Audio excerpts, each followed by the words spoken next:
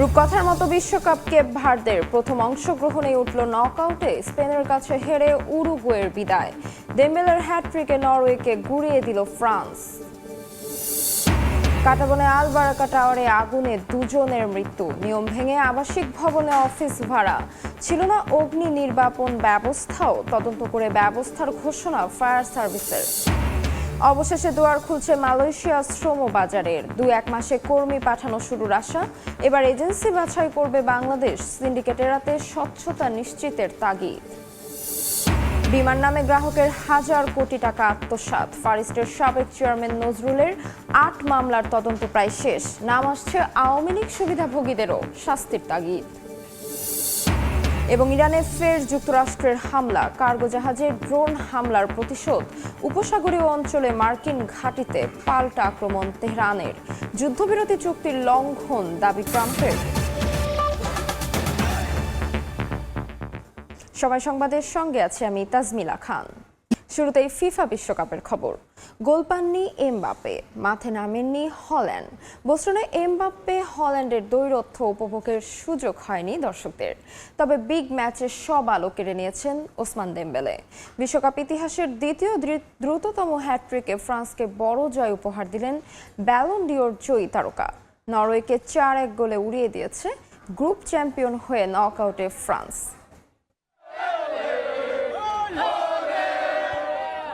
বোস্টনে Mbappe হল্যান্ডের শোতে magic man দেমবেলে। প্রায় 1 দশক ধরে যে স্পোর্টিং প্রজেক্ট নিয়ে বিশ্ব ফুটবল মাতাচ্ছে ফরাসিরা, তা এবারের বিশ্বকাপে যেন আরও পরিণত। 2018-র চ্যাম্পিয়ন, 22-এর রানার্স আপরা এবারও হট ফেভারিট। কিলিয়ান এমবাপ্পে যদি হন পোস্টার বয়, তবে এই মুহূর্তে ফ্রেঞ্চদের cheat code Ousmane Dembele. Record গড়া হ্যাটট্রিকে ব্যালন ডিওর জয়ী তারকা আরও একবার মনে করিয়ে দিলেন কি দুর্দান্ত ফর্মে আছেন। এবারের বিশ্বকাপের গ্রুপ পর্বের অন্যতম হাই ভোল্টেজ এক্সাইটিং হিসেবে ধরা হচ্ছিল ফ্রান্স নরওয়ে ম্যাচটাকে। এই প্রজন্মের 2 গোল মেশিন কিলিয়ান এমবাপ্পে ও আর্লিং হল্যান্ড মুখোমুখি আন্তর্জাতিক ফুটবলে। সবাই ধরে নিয়েছিলেন দু দলই আগে নকআউট পর্ব নিশ্চিত করলেও মর্যাদার লড়াইয়ে ছাড় দেবে না একটুও। আবার আগের 2 ম্যাচে 4টি করে গোল করা এমবাপ্পে হল্যান্ডও সংখ্যাটা বাড়িয়ে নিতে চাইবেন, ধরে নেওয়া হচ্ছিল তেমনই। কিন্তু ম্যাচের চিত্র একদমই ভিন্ন। এদিন মাঠেই নামেননি হল্যান্ড। ফাইনাল স্কোর লাইনও এক পেশে একটা ম্যাচের কথাই বলবে। যদিও আক্রমণের হিসেবে একেবারে এক পেশে বলা যাবে না ম্যাচটাকে। ভাইকিংরা চেষ্টা করেছে প্যারিসের দুর্গ ভাঙার, কিন্তু বারবার হয়েছে ব্যর্থ। এমনকি পেনাল্টি পেয়েও হাতছাড়া করেছে সুযোগ। অ্যাসগার্ডের গোলটা ছাড়া 90 মিনিটে আনন্দের উপলক্ষ পাননি নরওয়ের সমর্থকরা। শুরু থেকেই ম্যাচের সব আলো কেড়ে নেন দেমবেলে। 7, 20 ও 32 মিনিটে করেন গোল, গড়েন বিশ্বকাপ ইতিহাসের দ্বিতীয় দ্রুততম হ্যাটট্রিকের রেকর্ড। 1954 সালে অস্ট্রিয়ার এরিক প্রোপস্টের চেকোস্লোভাকিয়ার বিপক্ষে 24 মিনিটে করা হ্যাটট্রিকটাই এখন পর্যন্ত দ্রুততম। এদিন গোলের দেখা না পেলেও নিষ্প্রভ ছিলেন না এমবাপ্পে। দেমবেলের প্রথম 2 গোলে অ্যাসিস্ট করে গোলে অবদানের তালিকায় শীর্ষে তিনি। স্কোর ও অ্যাসিস্ট মিলিয়ে এখন এই বিশ্বকাপে কিলিয়ানের কন্ট্রিবিউশন 6 গোলে।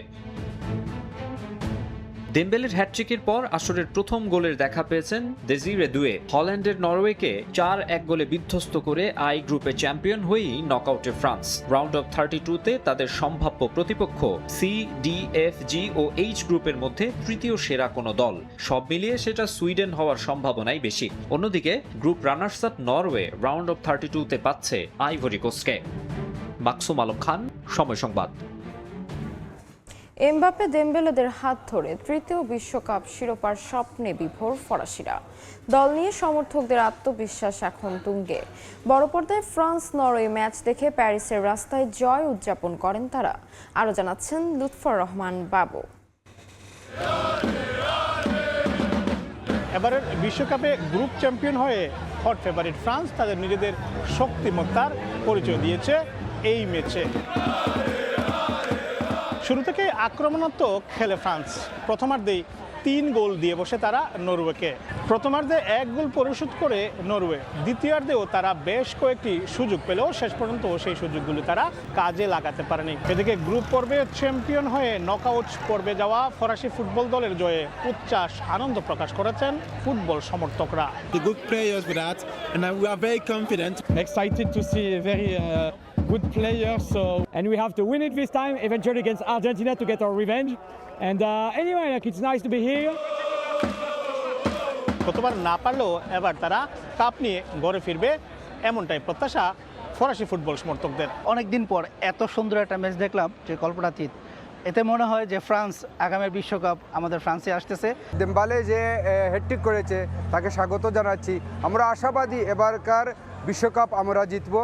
আলেলো ফ্রান্স, বিবলো ফ্রান্স। রক্ষণভাগ এবং আক্রমণভাগ মিলিয়ে বেশ শক্তিশালী এবারের ফরাসি ফুটবল দল। ফ্রান্সের প্যারিস থেকে মোহাম্মদ লুৎফুর রহমান বাবু, সময় সংবাদ।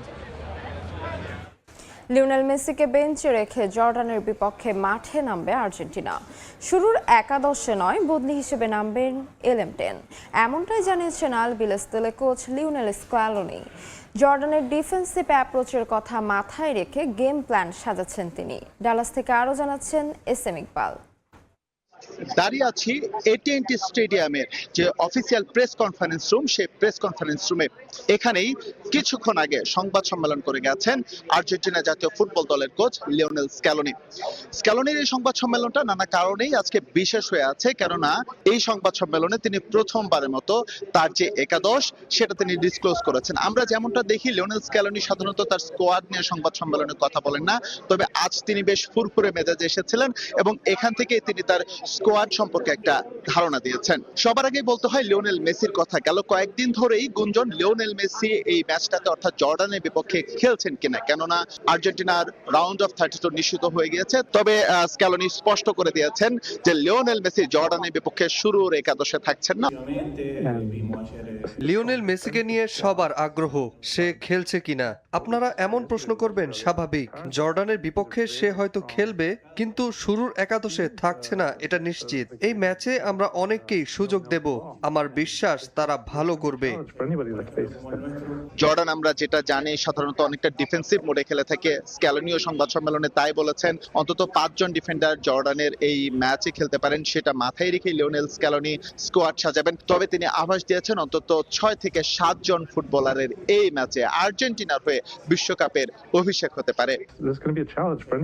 জর্ডান অনেক ডিফেন্সিভ খেলে, রক্ষণে ওরা 5 ডিফেন্ডার রেখে একাদশ সাজায়। এটা আমাদের ফরওয়ার্ডের চ্যালেঞ্জে ফেলবে, তবে আমরাও এটা মাথায় রেখেই কৌশল সাজাবো। শুধু একাদশ সম্পর্কে নয়, লিওনেল স্ক্যালোনি তার স্ট্র্যাটেজি কি হবে সেটি নিয়েও কথা বলেছেন সংবাদ সম্মেলনে। তবে এটা তিনি বারবার মনে করিয়ে দিয়েছেন যে আর্জেন্টিনা রাউন্ড অফ 32 নিশ্চিত করলেও তিনি তার দায়িত্ব ভুলে যাচ্ছেন না। অর্থাৎ জয়ের যে ধারাবাহিকতা আছে সেই ধারাবাহিকতা রেখেই গ্রুপ পর্বের শেষ ম্যাচে জর্ডানের বিপক্ষে খেলতে চায় বর্তমান বিশ্ব চ্যাম্পিয়নরা। AT&T স্টেডিয়ামের প্রেস কনফারেন্স রুম থেকে এসএম ইকবাল, সময় সংবাদ, যুক্তরাষ্ট্র। ফিফা বিশ্বকাপ নিয়ে আরও খবর থাকছে সংবাদের শেষ অংশে। 6 দিনের বিদেশ সফর শেষে ঢাকায় ফিরেছেন প্রধানমন্ত্রী তারেক রহমান। রাত 8:45 সরকার প্রধানকে বহনকারী চায়না সাউদার্ন এয়ারলাইন্সের ফ্লাইটটি শাহজালাল বিমানবন্দরে পৌঁছায়। দেশে ফিরে প্রধানমন্ত্রীর উপদেষ্টা জানান, চীনের প্রেসিডেন্টের বাণিজ্যিক করিডোরের প্রস্তাবকে ইতিবাচক দেখছে সরকার। আর মালয়েশিয়ার শ্রমবাজার উন্মুক্ত হলে সবার আগে অগ্রাধিকার পাবে বাংলাদেশ। সরকার প্রধান হিসেবে দায়িত্ব নেয়ার পর প্রথম রাষ্ট্রীয় সফর শেষে দেশে ফিরলেন প্রধানমন্ত্রী তারেক রহমান। মালয়েশিয়া ও চীনে 6 দিনের সফর শেষে শুক্রবার রাত 8:45 শাহজালাল আন্তর্জাতিক বিমানবন্দরে নামেন প্রধানমন্ত্রী ও তার সফর সঙ্গীরা। এ সময় প্রধানমন্ত্রীকে স্বাগত জানান মন্ত্রিপরিষদের সদস্য, উপদেষ্টা, সংসদ সদস্য এবং সরকারের ঊর্ধ্বতন কর্মকর্তারা। সহধর্মিণী ডাক্তার জুবাইদা রহমানকে সঙ্গে নিয়ে রাত 8টার কিছু পরেই বিমানবন্দর থেকে বের হন প্রধানমন্ত্রী তারেক রহমান। এ সময় সঙ্গে ছিল সফর সঙ্গীদের গাড়িবহর। পরে দুই দেশের সফরের বিষয়ে গণমাধ্যমে কথা বলেন প্রধানমন্ত্রীর উপদেষ্টা মাহাদি আমিন ও প্রধানমন্ত্রীর প্রেস উইং। দুই দেশের রাষ্ট্রপ্রধানরা আমাদের মাননীয় প্রধানমন্ত্রীকে যে সম্মান দেখিয়েছে, এ সম্মান ভুলবেন নয়। এই সম্মান বাংলাদেশের জনগণকে দেখিয়েছে। বিগত সরকারের মতো নয়, আমরা ইনশাল্লাহ এমন চুক্তি করেছি যেগুলো আপনারা আস্তে ধীরে জানতে পারবেন ইনশাল্লাহ। মালয়েশিয়া ও চীনের সঙ্গে স্বাস্থ্যসেবা, বাণিজ্য, বিনিয়োগ, কর্মসংস্থান, শিক্ষা, সংস্কৃতি এবং দুই দেশের জনগণের যোগাযোগ জোরদারের বিষয়ে ফলপ্রসূ আলোচনা হয়েছে বলে জানান প্রধানমন্ত্রীর উপদেষ্টা। মালয়েশিয়া এবং চীন দুক্ষেত্রেই বাংলাদেশের স্বার্থ সংশ্লিষ্ট প্রতিটি বিষয় নিয়ে মাননীয় প্রধানমন্ত্রী মালয়েশিয়ার রাজা এবং প্রধানমন্ত্রী এবং চীনের প্রিমিয়ার এবং প্রেসিডেন্টের সাথে ডিটেলে আলোচনা করেছেন। বাংলাদেশের স্বার্থ, বাংলাদেশের সার্বভৌমত্ব এবং বাংলাদেশের বিনিয়োগ কীভাবে বৃদ্ধি করা যায়, বাণিজ্যের প্রসার কীভাবে করা যায়, কর্মসংস্থান কীভাবে সৃষ্টি করা যায়, পিপল টু পিপল কানেক্টিভিটি অর্থাৎ শিক্ষা, স্বাস্থ্য, কালচার, মিডিয়া প্রতিটি ক্ষেত্রেই কিন্তু দুই দেশের সাথে বিস্তৃত আলোচনা হয়েছে। নির্বাচিত সরকারের সঙ্গে চীন কাজ করার আগ্রহ প্রকাশ করেছে বলে জানান মাহাদি আমিন। চীনের যে সম্পর্ক বাংলাদেশের সাথে, সে ঐতিহাসিক সম্পর্ককে উনি দ্বিপাক্ষিকভাবে একটা বহুমাত্রিক রূপ দিয়েছেন, যাকে আমরা বলছি যে লং টার্ম স্ট্র্যাটেজিক পার্টনারশিপ, অর্থাৎ দীর্ঘমেয়াদী অংশীদারিত্বের একটা প্রসার, যেটা মূল ভিত্তি হবে কৌশল, এবং অবশ্যই আমরা এর মাধ্যমে উন্নয়ন, অগ্রযাত্রা, বাণিজ্য, বিনিয়োগ, কর্মসংস্থান সহ বিভিন্ন বিষয় যা আছে দ্বিপাক্ষিক সম্পর্কের ক্ষেত্রে, বহুপাক্ষিক সম্পর্কের ক্ষেত্রে ইন্টারন্যাশনাল লেভেলে, সেগুলি নিয়ে ইনশাআল্লাহ একযোগে কাজ করব। বাংলাদেশের সার্বভৌমত্ব, জাতীয় স্বার্থ এবং অর্থনৈতিক উন্নয়নকে আরও এগিয়ে নেওয়ার লক্ষ্যে দ্বিপক্ষীয় সহযোগিতা সম্প্রসারণের বিষয়েও দুই দেশ একমত হয়েছে বলেও জানান প্রধানমন্ত্রীর উপদেষ্টা। শফিক মুন্সি, সময় সংবাদ, ঢাকা। 2 বছর পর বাংলাদেশি শ্রমিকদের জন্য খুলছে মালয়েশিয়ার শ্রমবাজার। 2-1 মাসের মধ্যে বিনা খরচে কর্মী পাঠানো শুরু করবে বলে আশা করছে সরকার। সময় সংবাদকে দেওয়া সাক্ষাৎকারে প্রবাসী কল্যাণ প্রতিমন্ত্রী জানান, এবার মালয়েশিয়া নয় রিক্রুটিং এজেন্সি বাছাই করবে বাংলাদেশ। সিন্ডিকেট দুর্নীতি এড়াতে সমন্বিত উদ্যোগ নেওয়ার তাগিদ এজেন্সির। আর স্বচ্ছতা নিশ্চিত না হলে ফের জনশক্তি রফতানিতে ধাক্কা আসতে পারে বলে সতর্ক করেছেন বিশ্লেষক। সাইফুল ইসলামের রিপোর্ট। মালয়েশিয়া মধ্যপ্রাচ্যের পর বাংলাদেশের সবচেয়ে বড় বৈদেশিক শ্রমবাজার। বরাবরই আলোচনার সামনে অনিয়ম আর সিন্ডিকেটের অভিযোগ। 2008 সালে বন্ধের পর চালু হয় 2016-তে। দুর্নীতির অভিযোগে ফের 2018 সালে বাংলাদেশ থেকে শ্রমিক নেওয়া বন্ধ করে দেয় দেশটি। 2021 সালের 18 ডিসেম্বর নতুন সমঝোতা চুক্তির মাধ্যমে সেই বাজার খুলতে সময় লেগে যায় 3 বছর। 2022 সালের আগস্টে শুরু হয় কর্মী যাওয়া। 2024-এর 1 জুন আবারও বাংলাদেশিদের জন্য বন্ধ হয় দেশটির শ্রমবাজার। এরপর শুরু হয় দুই দেশের আলোচনার টেবিলে নানা শর্ত শিথিলের দর কষাকষি। সম্প্রতি প্রধানমন্ত্রী তারেক রহমানের মালয়েশিয়া সফরে অগ্রাধিকার পায় দেশটির শ্রমবাজারে বাংলাদেশিদের কর্মসংস্থানের বিষয়। দুই দেশের সরকারের মধ্যস্থতায় আইনি জটিলতা শেষে শ্রমিকদের জন্য দ্রুতই মালয়েশিয়ার বাজার উন্মুক্ত হবে বলে প্রত্যাশা করছে বাইরা। দুই সরকার আলাপ আলোচনা করে যে সিদ্ধান্ত নেবে, যে পদ্ধতি ঠিক করবে, ডেফিনেটলি আমরা সেই পদ্ধতিতেই আমরা লোক পাঠাতে চাই। আমরা চাই যে দ্রুত গতিতে লোক যায়। সিন্ডিকেট দুর্নীতির মতো নানা বিতর্কিত বিষয় এড়াতে এজেন্সি ও সরকারকে সমন্বিত উদ্যোগে কাজ করতে হবে বলে মনে করেন জনশক্তি রফতানিকারকরা। সরকার রিক্রুটিং এজেন্ট এবং সেক্টরের প্রতি ইতিবাচক একটা ভূমিকা নেবে। আমরা সম্মান স্বীকৃতি পাবো, তবেই তো আমরা উৎসাহিত হব। আমরা গভর্নমেন্টের এজেন্ডা বাস্তবায়নের জন্য কাজ করতে চাই। তাদের যে মিনিমাম চাকরি দিবে বলেছে, আমরা জনশক্তি রপ্তানি করে তার একটা বিরাট অংশ সেখানে কাউন্ট হতে পারে।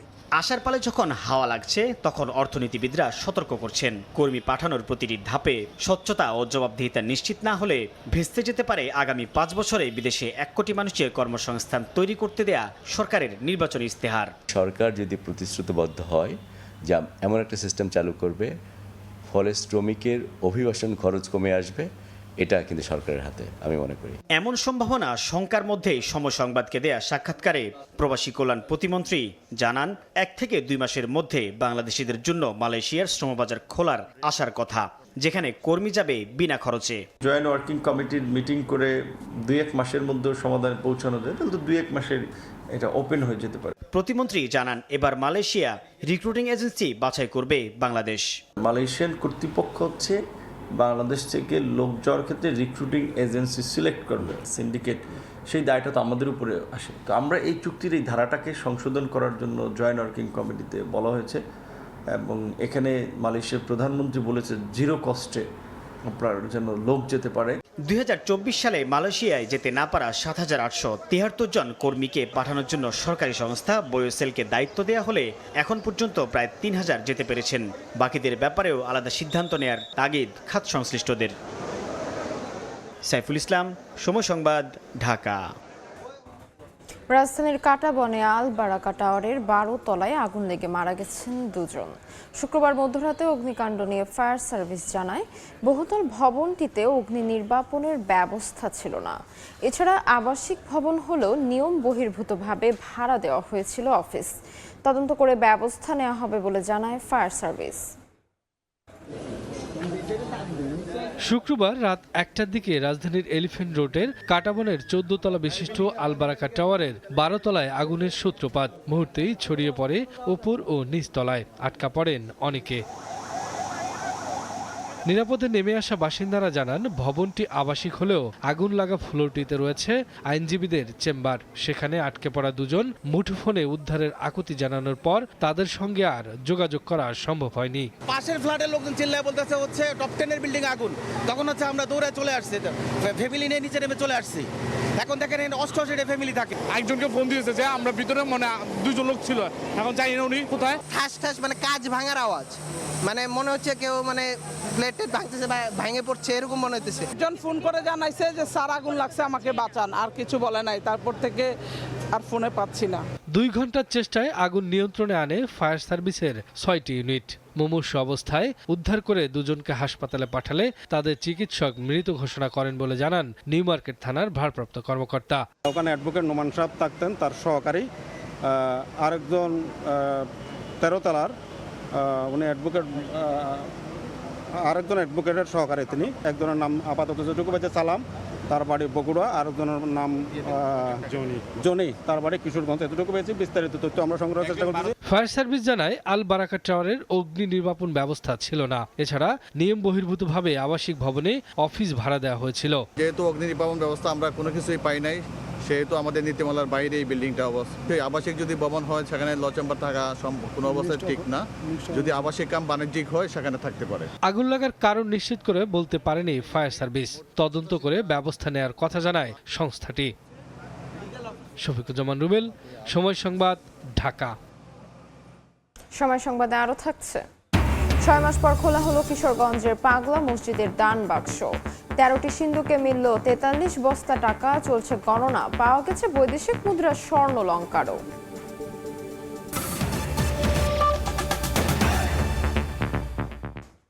বিমান নামে গ্রাহকের টাকা হাতে নেওয়া ফারিস্ট ইসলামী লাইফ ইন্স্যুরেন্সের সাবেক চেয়ারম্যান নজরুল ইসলাম সহ সংশ্লিষ্টদের বিরুদ্ধে দুদকের 8 মামলার তদন্ত প্রায় শেষ। 1500 কোটি টাকা আত্মসাতের তদন্তে নাম আসছে আওয়ামী সুবিধাভোগীদেরও। যদিও ফারিস্টের বর্তমান কর্তৃপক্ষের দাবি, লুটপাটের মাধ্যমে অন্তত 3500 কোটি টাকা সরিয়েছে নজরুল ইসলাম সিন্ডিকেট। অপরাধীদের শাস্তির দাবি, গ্রাহকের পাওনা অর্থ দ্রুত ফেরত দেওয়ার তাগিদ টিআইবির। তাসলিম তৌহিদের প্রতিবেদন।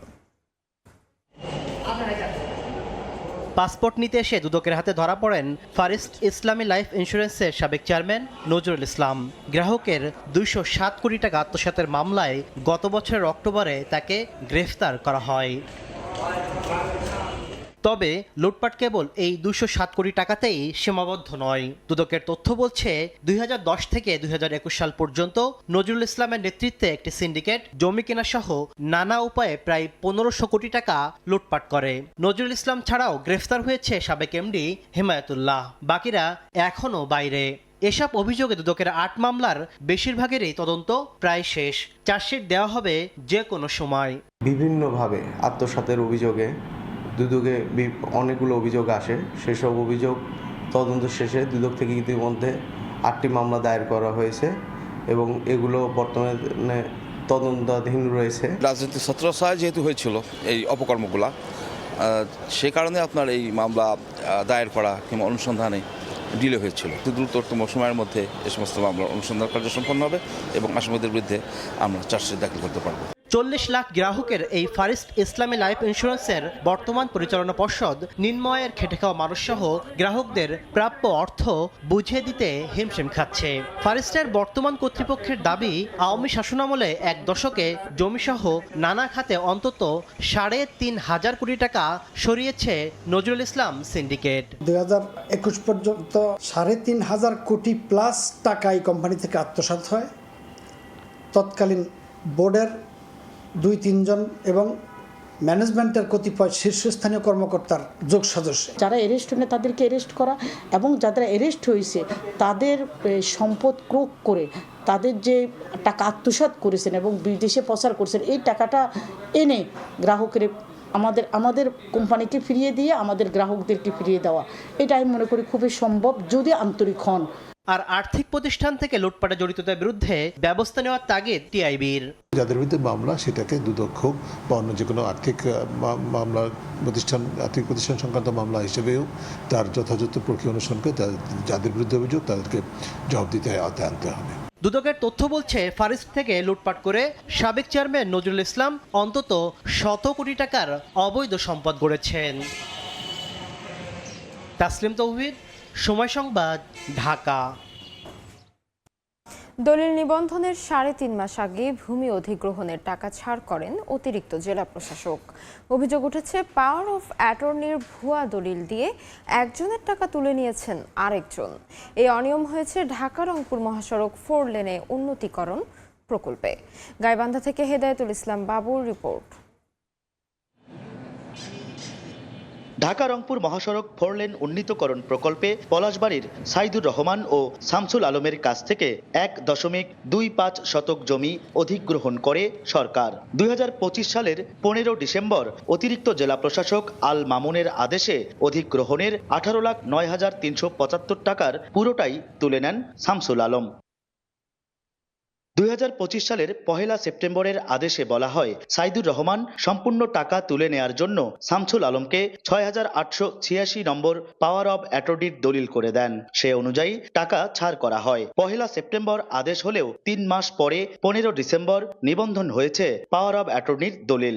আবার রেজিস্ট্রি অফিসে সেই দলিলের কোনো হদিস নেই। পাওয়ার অব অ্যাটর্নির ওই দলিলের জায়গায় পাওয়া যায় অন্য দাতা ও গ্রহীতার দলিল। আবেদন করার পরেও ওনারা কোনো আমার প্রতি কোনো পদক্ষেপ নেয়নি। এই শামসুল আলম 2 নম্বরই একটা কাজ করে সে টাকাটা উত্তোলন করে। সাইদুর রহমানের অভিযোগ জাল জালিয়াতি করে ক্ষতিপূরণের অর্থ উত্তোলনের বিষয়ে এলে শাখায় অভিযোগ করার পর মাসের পর মাস ঘুরেও কোনো প্রতিকার মেলেনি। আর অভিযুক্ত শামসুল আলম বলছেন জেলা প্রশাসকের কার্যালয়ের কর্মকর্তা কর্মচারীরা তাকে পাওয়ার অব অ্যাটর্নির দলিল তৈরি করে ক্ষতিপূরণের অর্থ পরিশোধ করেছেন। আমি টাকা পাইছি, অবকাঠামো এবং জমির মালিক আমি, এই জন্য আমি টাকা তুলছি। পাওয়ার অব অ্যাটর্নি কি কাজ করা লাগে ডিসি অবশ্য ওনারাই করছে। গণমাধ্যম কর্মীরা বিষয়টি রাজস্ব শাখায় দায়িত্বরত অতিরিক্ত জেলা প্রশাসক আল মামুনের নজরে আনলে এ নিয়ে পুনরায় শুনানি গ্রহণ করার আশ্বাস দেন তিনি। যে ব্যক্তি পাওয়ার অব অ্যাটর্নির কথা আপনি বললেন উনি একটা অভিযোগ দাখিল করেছেন আমাদের এখানে। যদি আমার অফিসের কোনো কর্মকর্তা বা কর্মচারী সঙ্গে জড়িত থাকে তার বিরুদ্ধে আমাদের যে আইন কানুন রয়েছে, বিধি রয়েছে, তার আলোকে আমরা ব্যবস্থা নেব। এদিকে পলাশবাড়ির নুনিয়াগাড়ি এলাকার বাসিন্দা রেজাউল করিমের মা রেখা বেগমের কেনা 1 শতক জমি একই মহাসড়কের জন্য অধিগ্রহণ করা হলেও তাকে এখনো ক্ষতিপূরণের অর্থ পরিশোধ করা হয়নি। গাইবান্ধার গোবিন্দগঞ্জ, পলাশবাড়ি ও ধাপেরহাট অংশে ভূমি অধিগ্রহণের ব্যাপক অনিয়মের অভিযোগ আছে। হেদায়েতুল ইসলাম বাবু, সময় সংবাদ, গাইবান্ধা। উজানের ঢলে কুড়িগ্রামের ভূমিপুত্র ধরলা তিস্তা ও দুধকুমারের পানি ওঠানামার সঙ্গে 36টি পয়েন্টে তীব্র হয়েছে ভাঙন। এই মুহূর্তে রাজারহাটের রামহরি এলাকায় তিস্তাপাড় থেকে যুক্ত হচ্ছেন সহকর্মী বাদশা সৈকত। সরাসরি যাচ্ছে তার কাছে। বাদশা, উজানের ঢলে কুড়িগ্রামের যে প্রধান 4টি নদ নদী রয়েছে ব্রহ্মপুত্র, ধরলা, তিস্তা এবং দুধকুমার, সেই নদ নদীর পানি উঠানামার সাথে কিন্তু ভাঙন তীব্র আকার ধারণ করেছে। যদি দেখাই যে আমার ঠিক পিছনের যে জায়গাটি রয়েছে এখানে আসলে গত রাত থেকে গতকাল পর্যন্ত 2টি বাড়ি কিন্তু সরিয়ে নেওয়া হয়েছে। এটি তিস্তা, আমি রয়েছি তিস্তার রাজারহাট উপজেলার যে বিদ্যানন্দ ইউনিয়নের যে রামহরি এই এলাকায়, এবং এখানে গতকাল কিন্তু 2টি বাড়ি সরিয়ে নেওয়া হয়েছে এবং আরও অসংখ্য বাড়ি হুমকির মুখে রয়েছে।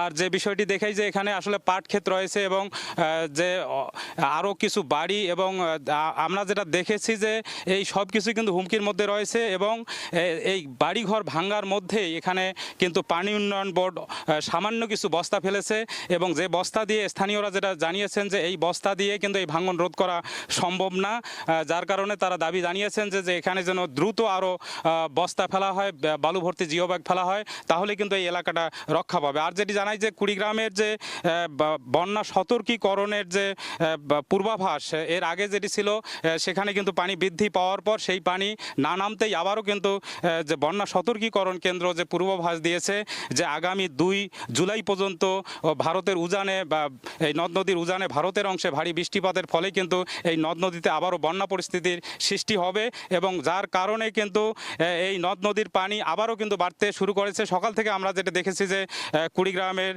যে নদ নদী রয়েছে, বিশেষ করে তিস্তা নদীর পানি কাউনিয়া পয়েন্টে 3 সেন্টিমিটার বৃদ্ধি পেয়েছে। যদি পানি আরও বৃদ্ধি পায় তাহলে কিন্তু আরও ভাঙন তীব্র হয়ে উঠবে। এই মুহূর্তে কিন্তু কুড়িগ্রামের 4টি নদ নদীতে প্রায় 36টি পয়েন্টে ভাঙন অব্যাহত রয়েছে। এই ছিল কুড়িগ্রামের বন্যা এবং ভাঙন পরিস্থিতির সর্বশেষ। কুড়িগ্রাম থেকে সরাসরি যুক্ত ছিলাম। ঢাকা চট্টগ্রাম মহাসড়কের কুমিল্লায় 7 মাসেই 156টি দুর্ঘটনায় নিহত হয়েছেন 191 জন। অবৈধ ইউটার্ন, নির্ঘুম চালক, ছোট বড় যানবাহনের গতির পার্থক্য, ফিটনেসবিহীন যানবাহন সহ একাধিক কারণে প্রাণ যাচ্ছে মানুষের। প্রশ্ন উঠছে, এগুলো কি শুধুই দুর্ঘটনা নাকি প্রতিরোধ করা সম্ভব ছিল না এমন মৃত্যু? ইস্তেক আহমেদের রিপোর্ট।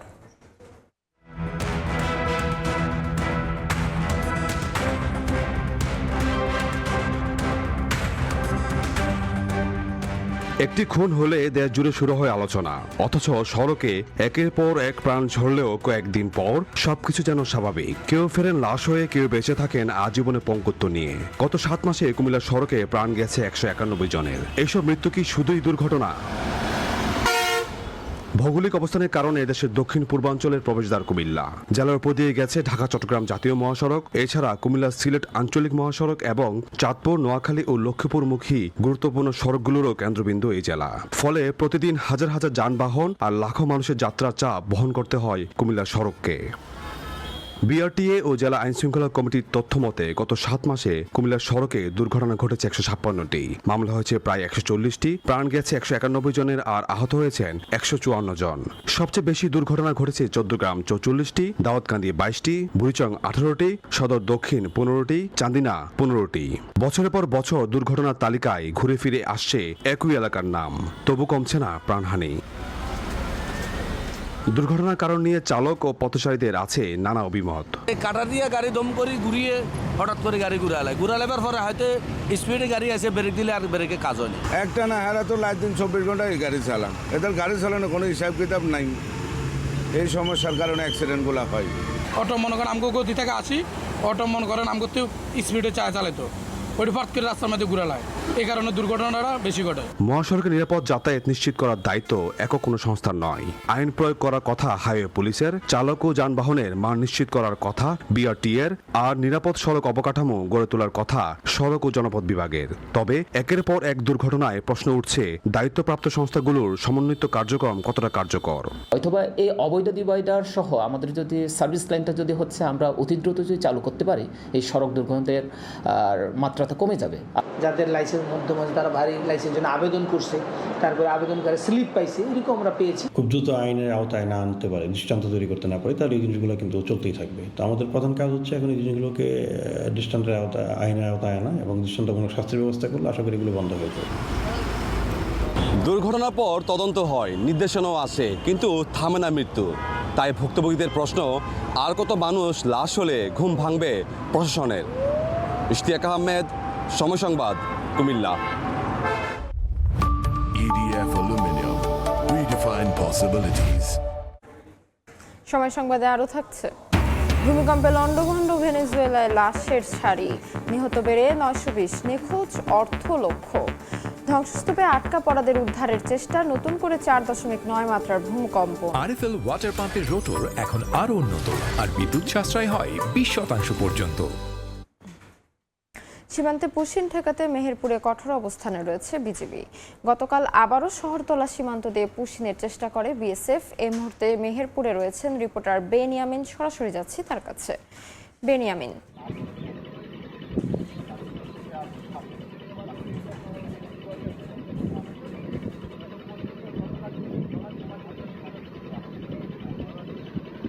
শুক্রবার রাতেও কিন্তু মেহেরপুরের দুটি সীমান্ত দিয়ে 5 জনকে পুশিনের চেষ্টা চালানো হয়েছে। একটি ছিল মেহেরপুরের তেঁতুলবাড়িয়া ইউনিয়নের শওড়াতলা সীমান্ত দিয়ে 2 জনকে এবং ধলা সীমান্ত দিয়ে 3 জনকে কিন্তু পুশিনের চেষ্টা চালানো হয়েছে। সেক্ষেত্রে যাদেরকে এই সীমান্তে যাদেরকে পুশিনের চেষ্টা চালানো হয়েছে তাদেরকে কিন্তু আবারও কাঁটাতারের ওপারে ফেরত নিয়েছে বলে ধারণা করা হচ্ছে।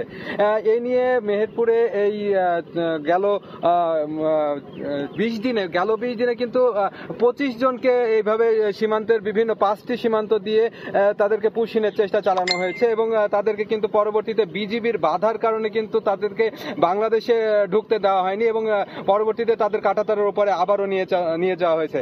প্রতিটি ঘটনায় কিন্তু রাতের কোনো একটি সময়ে তাদেরকে আবার কাঁটাতারের এপারে ঠেলে দেওয়া হয় এবং কাঁটাতারের এপারে ঠেলে দেওয়ার পরে যখন বিজিবি তাদের অবস্থান টের পায় তখন তাদেরকে আন্তর্জাতিক শূন্যরেখা পার করে বাংলাদেশে আসতে বাধা দিয়ে দেওয়া হয়েছে এবং পরবর্তীতে তাদেরকে কাঁটাতারের উপরে নিয়েছে। তো এই বিষয়ে আসলে মেহেরপুরের যে 19টি বিওপি রয়েছে, 2টি বিজিবি ব্যাটালিয়নের আন্ডারে 19টি বিওপি রয়েছে এবং বিওপির সদস্যরা তারা কিন্তু কঠোর অবস্থানে রয়েছে যেন আন্তর্জাতিক শূন্যরেখে কেউ পার করে বাংলাদেশ অভ্যন্তরে না ঢুকতে পারে। এক্ষেত্রে গ্রামবাসীর পক্ষ থেকেও কিন্তু বিজিবিকে সহযোগিতা করা হচ্ছে। তো এখন পর্যন্ত বিজিবির পক্ষ থেকে কঠোর অবস্থান বিদ্যমান রয়েছে এবং কঠোর অবস্থানে তারা রয়েছে। তো এই ছিল মেহেরপুরের সীমান্ত পরিস্থিতির সর্বশেষ খবর। মেহেরপুর থেকে সরাসরি যুক্ত ছিলাম। টানা বৃষ্টিতে রোহিঙ্গা আশ্রয় শিবিরে পাহাড় ধসের ঝুঁকিতে লাখো মানুষের জীবন। শরণার্থী ত্রাণ ও প্রত্যাবাসন কমিশনার জানান, সচেতনতা বৃদ্ধির পাশাপাশি অতি ঝুঁকিপূর্ণ এলাকা থেকে বসবাসকারীদের নিরাপদ স্থানে সরিয়ে নেওয়া হবে। এই জন্য সহায়তা বাড়াতে দাতাদের প্রতি আহ্বান জানিয়েছেন UNHCR। বিস্তারিত জানাচ্ছেন সুজাউদ্দিন রুবেল। কক্সবাজারের উখিয়ার কুতুপালং মেগা ক্যাম্প, যা বিশ্বের সবচেয়ে বড় রোহিঙ্গা আশ্রয় শিবির। এখানকার 4 নম্বর ক্যাম্পে পাহাড় কেটে গড়ে তোলা হয়েছে শত শত বসতি। পাদদেশ ও ঢাল জুড়ে গড়ে ওঠা বসতিতে বাস করছেন লাখেরও বেশি রোহিঙ্গা। বর্ষার টানা বৃষ্টিতে নরম হয়ে যাচ্ছে পাহাড়ের ঢাল, ধসে পড়ে মাটি। ঝুঁকি কমাতে বালু ভর্তি বস্তা ও ত্রিপল ব্যবহার করা হলেও পুরোপুরি ঠেকানো যাচ্ছে না ধস। শুধু এই ক্যাম্প নয়, উখিয়া ও টেকনাফের 33টি ক্যাম্পের মধ্যে অন্তত 8টি ক্যাম্প রয়েছে পাহাড় ধসের উচ্চ ঝুঁকিতে। বর্ষায় টানা ভারী বর্ষণ হলেই বাড়ে তাদের উদ্বেগ। ভাঙি যাবে গই আর ভাড়ুলা নিবে একান সমস্যা, খাঞ্জা বাঁচার গই একান সমস্যা, ডর লাগে ফাঞ্জান আর আছে পাহাড় খাঞ্জা আর তো বেশি ডর হয়, খাঞ্জা ভাঙি করে রোড গাড়ির সমস্যা। জ্বর করে আর মিষ্টি নয় আর জ্বর করে এখন যদি খাদ্য পারে বাঁয়ে পড়লে আর এখন গড় লাগলো বেশি অবস্থা। ঝুঁকি মোকাবেলায় দুর্যোগ প্রস্তুতি ও প্রতিরোধমূলক কার্যক্রমে আরও সহায়তা বাড়াতে দাতাদেশ ও সংস্থাগুলোর প্রতি আহ্বান জানিয়েছে জাতিসংঘের শরণার্থী বিষয়ক সংস্থা UNHCR। সমাধানের একমাত্র পথ হচ্ছে ক্যাম্পগুলো নকশা অনুযায়ী বাড়িঘর নির্মাণ করা। মনে রাখতে হবে, ঝুঁকি মোকাবেলায় প্রতিকারের চেয়ে প্রতিরোধ গুরুত্বপূর্ণ। ভূমিধসের ঝুঁকিপূর্ণ এলাকাগুলোতে নজরদারি বাড়ানো হয়েছে। প্রয়োজনে বাসিন্দাদের নিরাপদ স্থানে সরিয়ে নেওয়া হবে বলে জানিয়েছে শরণার্থী ত্রাণ ও প্রত্যাবাসন কমিশন। যেসব এলাকাগুলো ল্যান্ডস্লাইডের জন্য ঝুঁকিপূর্ণ সেই সব জায়গার প্রতি খেয়াল রাখা, যদি বেশি মাত্রায় বৃষ্টিপাত হয় ওই এলাকার বাসিন্দাদেরকে একটু অন্যত্র সরিয়ে নিয়ে যাওয়া। গত 8 বছরে কক্সবাজারের উখিয়া ও টেকনাফে 33টি ক্যাম্পে পাহাড় ধসের ঘটনায় প্রাণ হারান 30 জনের বেশি রোহিঙ্গা। সুজাউদ্দিন রুবেল, সময় সংবাদ, কক্সবাজার। দেখছেন সময় সংবাদ। 6 মাস পর খোলা হলো কিশোরগঞ্জের পাগলা মসজিদের দান বাক্স। 13টি সিন্ধুকে মিলল 43 বস্তা টাকা। চলছে গণনা। এই মুহূর্তে সেখানে আছেন সহকর্মী নূর মোহাম্মদ। সরাসরি যাচ্ছে তার কাছে। নূর মোহাম্মদ। মসজিদের বিশাল মেঝেতে শত শত মানুষ সবার সামনে টাকা বস্তার বস্তা টাকা এটি কিশোরগঞ্জের ঐতিহাসিক পাগলা মসজিদের দানবাক্সে টাকা গণনার দৃশ্য। প্রতি 3 থেকে 4 মাস পর পরে এমন দৃশ্য চোখে পড়ে। আজ প্রায় 6 মাস পরে এই দানবাক্স খোলা হয়েছে। সকাল 7টায় জেলা প্রশাসকের উপস্থিতিতে মসজিদের বিভিন্ন স্থানে থাকা 13টি দানবাক্স খোলা হয় এবং এইসব দানবাক্স থেকে কারি কারি টাকা বের করে বস্তায় ভর্তি করে আনা হয় মসজিদের এই দ্বিতীয় তলায় এবং দ্বিতীয় তলার মেঝেতে ঢেলে শুরু হয় গণনা কার্যক্রম। আর এই গণনা কার্যক্রমে অংশ নিয়েছে মসজিদ, মাদ্রাসার, এতিমখানার কয়েকশো শিক্ষার্থী সহ 500-র বেশি মানুষ। এই টাকাগুলো আজকে সকাল থেকে যে শুরু হলো দিনভর চলবে টাকা গণনার কাজ এবং টাকা গণনা শেষে এখানকার যে প্রায় 60 থেকে 70 জন যে ব্যাংক কর্মচারী আছেন তারা এই টাকা গণনার কাজে সহযোগিতা করছেন। তারা মেশিন দিয়ে টাকা গুনছেন এবং বান্ডিল গুনছেন, পাশাপাশি গণনা করে ব্যাংকে যে রূপালী ব্যাংকের কিশোরগঞ্জ কার্যালয় আছে সেই কার্যালয়টিতে পাঠানো হচ্ছে। আপনাকে যদি বলি যে এই দীর্ঘদিন ধরেই এই মসজিদের যে টাকা দানের টাকা যে গণনা করা হচ্ছে এবং এই টাকা আজকে গণনা শেষে সকাল বিকাল নাগাদ সন্ধ্যা নাগাদ আসলে জানা যাবে যে কত টাকা আসলে পাওয়া গেছে। সবশেষ গত 6 মাস আগে যখন মসজিদের দান বাক্স খোলা হয়েছিল তখন আসলে টাকা পাওয়া গিয়েছিল প্রায় 12 কোটি টাকা। তবে এবার যেহেতু সময় বেশি, আশা করা যাচ্ছে যে এই রেকর্ড পরিমাণ টাকা পাওয়া যাবে এই মসজিদের দান বাক্স থেকে। তো কিশোরগঞ্জের পাগলা মসজিদের যে দান বাক্সে টাকা গণনার কাজ চলছে, এই গণনা কার্যক্রম নিয়ে আমার কাছে এই পর্যন্ত এই ছিল সবশেষ তথ্য। কিশোরগঞ্জ থেকে সরাসরি যুক্ত ছিলাম। দেখছেন সময় সংবাদ, সঙ্গেই থাকুন। দেখছেন সময় সংবাদ। ওমান উপকূলে বাণিজ্যিক জাহাজে হামলার জবাবে ইরানে আবারও হামলা চালিয়েছে যুক্তরাষ্ট্র। উপসাগরীয় অঞ্চলে মার্কিন সামরিক স্থাপনায় পাল্টা আক্রমণ চালায় তেহরানও। এদিকে হরমুজ প্রণালীতে জাহাজ লক্ষ্য করে ইরানের ড্রোন হামলাকে যুদ্ধবিরতি চুক্তির বোকামিপূর্ণ লঙ্ঘন বলে মন্তব্য করেছেন ট্রাম্প। শুক্রবার সাংবাদিকদের সঙ্গে আলাপকালে মার্কিন প্রেসিডেন্ট ডোনাল্ড ট্রাম্প দাবি করেন সাম্প্রতিক মার্কিন হামলার পরও ইরানের কিছু সামরিক সক্ষমতা রয়ে গেছে, তবে সেটিও খুব সীমিত। একই সঙ্গে তিনি দাবি করেন হরমুজ প্রণালী অতিক্রমকারী জাহাজ লক্ষ্য করে ইরান 4টি ড্রোন ছুড়েছিল। এর মধ্যে একটি বড় মালবাহী জাহাজের ওপর ডেকে আঘাত হানে, যদিও জাহাজটি যাত্রা অব্যাহত রাখতে সক্ষম হয়। ট্রাম্পের দাবি বাকি 3টি ড্রোন মার্কিন বাহিনী ভূপাতিত করেছে। তবে হামলার সময় বা নির্দিষ্ট স্থান উল্লেখ না করেই ঘটনাটিকে যুদ্ধবিরতি চুক্তির বোকামিপূর্ণ লঙ্ঘন বলে মন্তব্য করেন ট্রাম্প। এদিকে হরমুজ প্রণালীতে নিরাপদ নৌ চলাচল নিয়ে নতুন সতর্কবার্তা দিয়েছে আইআরজিসি। সংস্থাটির দাবি ইরানের অনুমোদিত রুট ব্যবহার করেই কেবল নিরাপদে হরমুজ প্রণালী অতিক্রম করা সম্ভব। হরমুজ প্রণালীতে নিরাপত্তা পরিস্থিতির অবনতির প্রেক্ষাপটে 11,000-এর বেশি নাবিককে সরিয়ে নেয়ার পরিকল্পনা স্থগিত করেছে আন্তর্জাতিক সামুদ্রিক সংস্থা আইএমও। এদিকে ইরানের পররাষ্ট্র মন্ত্রণালয়ের মুখপাত্র ইসমাইল বাঘাই উপসাগরীয় কয়েকটি দেশ ইসরায়েল ও যুক্তরাষ্ট্রের কঠোর সমালোচনা করে বলেন আন্তর্জাতিক আইন অনুযায়ী আত্মরক্ষার পূর্ণ অধিকার রয়েছে ইরানের। দাবি করেন যুক্তরাষ্ট্রের হামলার সহায়তা করার জন্য উপসাগরীয় অঞ্চলের যেসব দেশ ভূমিকা রেখেছে তাদের জবাবদিহিতার আওতায় আনতে হবে।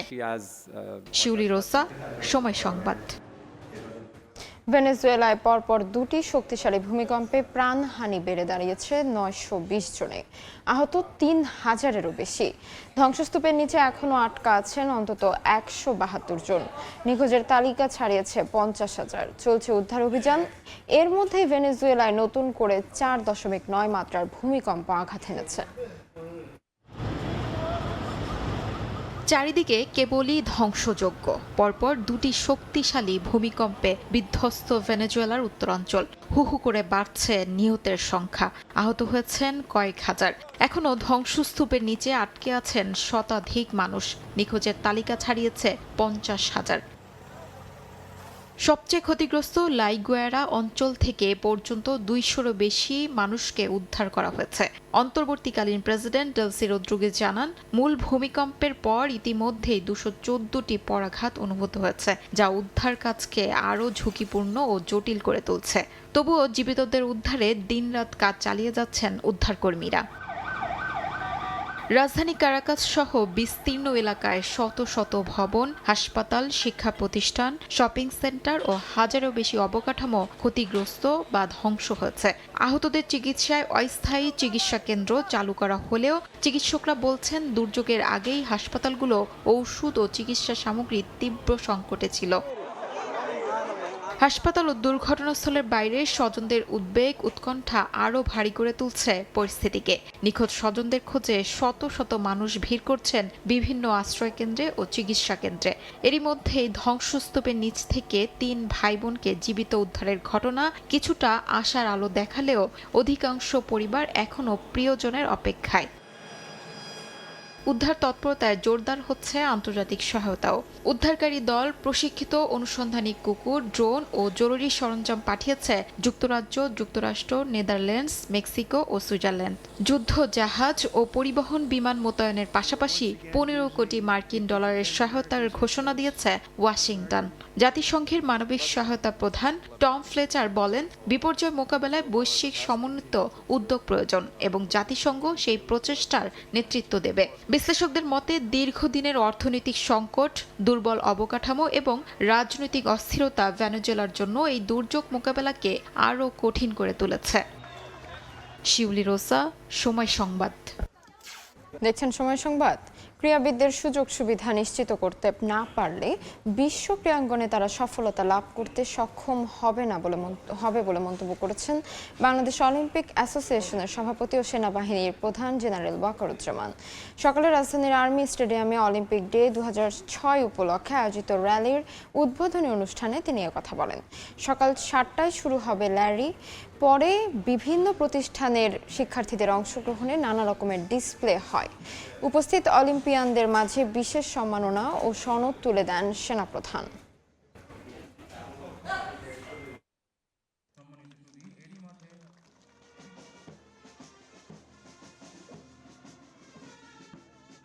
আমাদের ক্রীড়াবিদদের যদি আমরা উপযুক্ত সুযোগ সুবিধা দিতে পারি, অবশ্যই আমরা বিশ্বের ক্রীড়াঙ্গনে আমরা সাফল্য লাভ করতে সক্ষম হব। যদি আমরা চেষ্টা করি, পরিশ্রম করি, যে কোনো অসাধ্য সাধন করতে আমরা সক্ষম হব। এই মতকে সামনে নিয়ে আমরা আমাদের ক্রীড়াঙ্গনকে এগিয়ে নিয়ে যেতে চাই। আমাদের ক্রীড়াঙ্গনের বিভিন্ন ফেডারেশনগুলো তারা যেন বিভিন্ন ফ্যাসিলিটি পায়, সেদিকে আমাদের খেয়াল রাখতে হবে।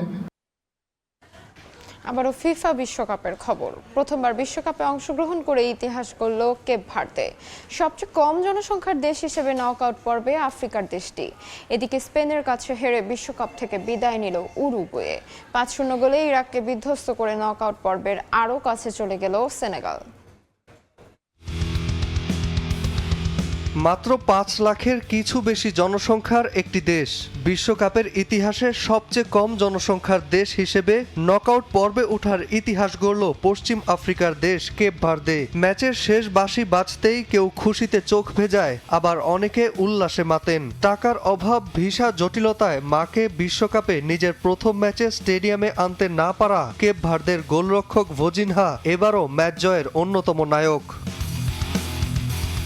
গ্রুপ পর্বে দুর্দান্ত লড়াই করে ফুটবল বিশ্বকে তাক লাগিয়ে দিয়েছে কেপ ভার্দে। প্রথম ম্যাচেই সাবেক বিশ্ব চ্যাম্পিয়ন স্পেনের বিপক্ষে 0-0 গোলে ড্র করার পর দ্বিতীয় ম্যাচে 2 বার পিছিয়ে পড়েও উরুগুয়ের সঙ্গে 2-2 গোলের সমতা আনে তারা। আজ ইতিহাস গড়তে প্রয়োজন ছিল আরও একটা ড্র।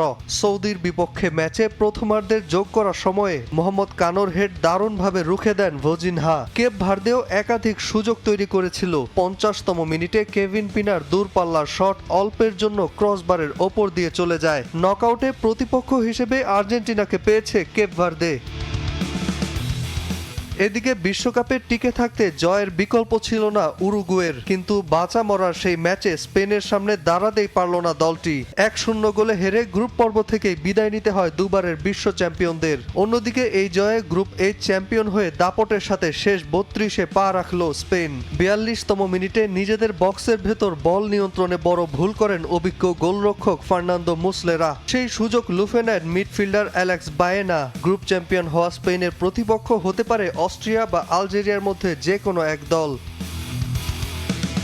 এদিকে ইরাককে 5-0 গোলে উড়িয়ে বিশ্বকাপে শেষ 32 নিশ্চিতের দ্বারপ্রান্তে সেনেগাল। প্রথম আফ্রিকান দেশ হিসেবে বিশ্বকাপে 5 গোলের রেকর্ড গড়ল সেনেগাল। প্রথমার্ধে 1-0 গোলে এগিয়ে থাকা সেনেগালকে বিরতির পর কিছুটা ধুঁকতে হলেও 56 মিনিটের পর মাত্র 26 মিনিটের এক বিধ্বংসী ঝড়ে আরও 4টি গোল করে ইরাককে ম্যাচ থেকে পুরোপুরি ছিটকে দেয় সাদিও মানের দল। নাজমুল হাসান পুলক, সময় সংবাদ। কলম্বিয়ার বিপক্ষে গুরুত্বপূর্ণ ম্যাচের আগে প্রস্তুতি সেরে নিয়েছে পর্তুগাল। মিয়ামিতে শেষ অনুশীলন সেশনের মধ্যমণি ছিলেন ক্রিস্টিয়ানো রোনালদো। 3টি গ্রুপে ভাগ হয়ে প্র্যাকটিস করেছে পর্তুগিজরা। গ্রুপ চ্যাম্পিয়ন হওয়ার লক্ষ্যে পরিকল্পনা সাজাচ্ছেন কোচ রবার্তো মার্টিনেজ। মিয়ামি থেকে সাজিদ মুস্তাহিদের রিপোর্ট। আমার ঠিক পেছনে অনুশীলন শুরু করেছে পর্তুগাল ফুটবল দল। এই অনুশীলন সেশনে কিন্তু সবার আগ্রহের কেন্দ্রে আছেন একজন ক্রিস্টিয়ানো রোনালদো। রোনালদো প্রথম ম্যাচে যখন কঙ্গোর বিপক্ষে খুব একটা পারফর্ম করতে পারেননি, দল ড্র করেছে, তাকে নিয়ে হচ্ছে তুমুল সমালোচনা। তবে উজবেকিস্তানের বিপক্ষে জোড়া গোল করে এই বিশ্বকাপে নিজের উপস্থিতির কথা জানান দিয়েছেন পর্তুগালের সর্বকালের সেরা ফুটবলার। কলম্বিয়ার বিপক্ষে ম্যাচের আগে শেষ অনুশীলন সেশন পর্তুগাল দলের, এবং অনুশীলনের প্রথম 15 মিনিট উন্মুক্ত থাকে সংবাদ মাধ্যমের জন্য। এরপর কিন্তু ট্যাকটিক্যাল যে অনুশীলনগুলো, যে ফরমেশনে খেলে, কে কোথায় খেলবেন এবং ট্যাকটিক্যাল বিষয়গুলো কিন্তু পরবর্তীতে আসলে অনুশীলন করা হয়। আমরা দেখছি এখানে 3 গ্রুপে দলের ফুটবলাররা ভাগ হয়ে ওয়ার্ম আপ করছেন। এর মধ্যে সবচেয়ে বামের যে গ্রুপটি, এখানে রয়েছেন আমরা দেখতে পাচ্ছি ক্রিস্টিয়ানো রোনালদো। তার আসলে শেষ বিশ্বকাপ আমরা বলতেই পারি। 41 বছর বয়সে তিনি বিশ্বকাপ খেলছেন, দলকে নেতৃত্ব দিচ্ছেন। রোনালদো 41 বছর বয়সে সবশেষ ম্যাচে জোড়া গোল করেছেন। বিশ্বকাপেও কিন্তু এটি একটি রেকর্ড। বিশ্বকাপের গ্রুপ পর্বের পর্তুগালের শেষ ম্যাচ। কলম্বিয়া কিন্তু প্রতিপক্ষ হিসেবে যথেষ্ট শক্তিশালী। র্যাঙ্কিংয়ে একটু পার্থক্য থাকলেও আসলে কলম্বিয়াকে বলাই যায় যে এই বিশ্বকাপের অন্যতম ডার্ক হর্স। সবশেষ কোপা আমেরিকা 2 বছর আগে এই যুক্তরাষ্ট্রের মাটিতেই কলম্বিয়া কিন্তু আর্জেন্টিনার বিপক্ষে খেলেছিল কোপা আমেরিকার ফাইনাল। যদিও হেরে যায় ম্যাচটি, কিন্তু এরপরও বলাই যায় যে দলটিতে দারুণ কিছু ফুটবলার রয়েছে। পর্তুগাল দল এই ম্যাচটা যে কোনো মূল্যে জিততে চায়, কারণ এই ম্যাচে জিতলে তারা গ্রুপ চ্যাম্পিয়ন হতে পারবে। মিডফিল্ড নিয়ে কিন্তু দলের কোচ বেশ আশাবাদী। শুধু মিডফিল্ড নয়, তাদের আক্রমণ ভাগেও যথেষ্ট বিকল্প রয়েছে। গত ম্যাচে আমরা দেখেছি রোনালদো গোল করেছেন, পরবর্তীতে সাবস্টিটিউট হিসেবে নেমে রাফায়েল লিয়াও কিন্তু গোল করেছেন, এবং তাদের স্কোয়াডে আরেকজন গোল স্কোরার রয়েছেন, তিনি গনসালো রামোস। পূর্ণ 3 পয়েন্ট নিয়ে পর্তুগাল পা রাখতে চাইবে বিশ্বকাপের নক আউট পর্বে। প্রথম ম্যাচে যখন রোনালদো গোল পাননি, অনেকে কিন্তু বলেছে দলে তার প্রয়োজন নেই, দলে আসলে অনেকে তাকে চায় না, কিন্তু অনুশীলনে একেবারেই ভিন্ন চিত্র দেখা যাচ্ছে। নেতার মতো সামনে থেকে নেতৃত্ব দিচ্ছেন রোনালদো, তার পেছনে পেছনে আছেন ফুটবলাররা, দলের সতীর্থরা, এবং অধিনায়ক যেভাবে আসলে যেটা হওয়া উচিত সেভাবেই কিন্তু রোনালদো দলকে নেতৃত্ব দিচ্ছে, এবং প্রত্যাশা এটাই থাকবে সবার। সাজিদ মুস্তাহিদ, সময় সংবাদ, যুক্তরাষ্ট্র। এ পর্যায়ে শীর্ষ সংবাদগুলো জানিয়ে দিচ্ছি আরেকবার। রূপকথার মতো বিশ্বকাপকে ভারতের প্রথম অংশগ্রহণে উঠল নকআউটে। স্পেনের কাছে হেরে উরুগুয়ের বিদায়, দেমবেলের হ্যাটট্রিকে নরওয়েকে গুড়িয়ে দিল ফ্রান্স। কাটাবনে আল বারাকা টাওয়ারে আগুনে 2 জনের মৃত্যু। নিয়ম ভেঙে আবাসিক ভবনে অফিস ভাড়া, ছিল না অগ্নি নির্বাপন ব্যবস্থাও, তদন্ত করে ব্যবস্থার ঘোষণা ফায়ার সার্ভিসের। এবং অবশেষে দুয়ার খুলছে মালয়েশিয়ার শ্রম বাজারের। 2-1 মাসে কর্মী পাঠানোর শুরুর আশা। এবার এজেন্সি বাছাই করবে বাংলাদেশ। সিন্ডিকেট এড়াতে স্বচ্ছতা নিশ্চিতের তাগিদ।